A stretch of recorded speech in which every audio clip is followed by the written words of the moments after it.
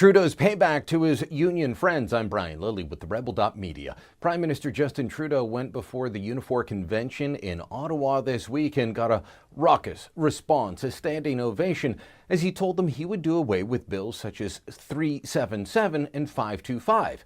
377, of course, was the Conservative bill to force unions to show members and the public how their tax-free dues money was spent.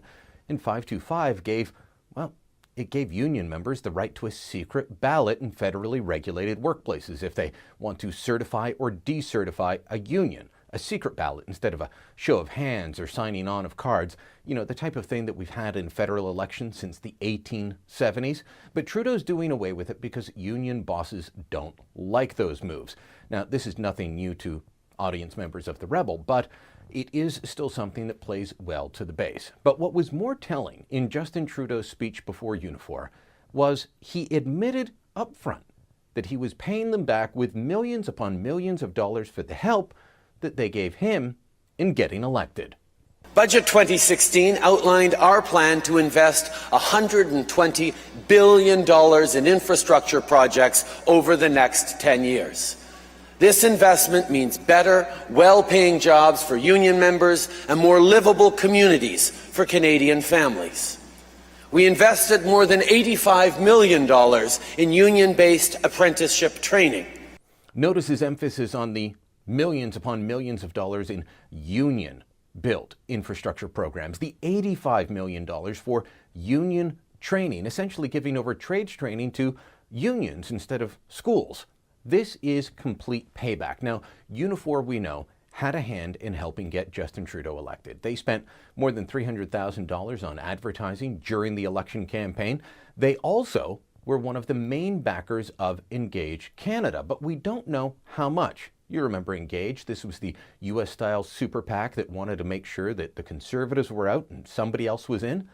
We don't know how much Unifor gave them, but we do know how much American-headquartered unions operating in Canada did give. Why? Because they've been dealing with the type of union disclosure rules that Trudeau wants to do away with since John F. Kennedy was in the U.S. Senate in the late 1950s.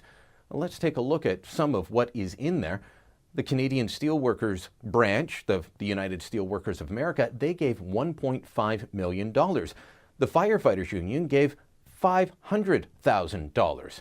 And if you take a look at this Globe and Mail article from the summer of 2015 profiling Engage Canada, it said that the steelworkers and Unifor were among the biggest backers. So Unifor spent, what, $1 million, $1.5 million, maybe more, to fund Engage Canada, to run attack ads against Stephen Harper and the Conservatives, to boost Justin Trudeau's chances, and now they're getting even bigger payback. $2 million invested and $85 million in union trading. It's a pretty good payoff, isn't it? You're not seeing an awful lot of questions about this in the media. Of course, Unifor represents many media members. An awful lot of the mainstream media is unionized themselves, and they don't look kindly upon questions upon their union brothers and sisters. But this is the type of back-scratching that, were it in the corporate world, would be denounced from the heavens. Justin Trudeau got a big hand from organized labor, from big labor, in getting elected.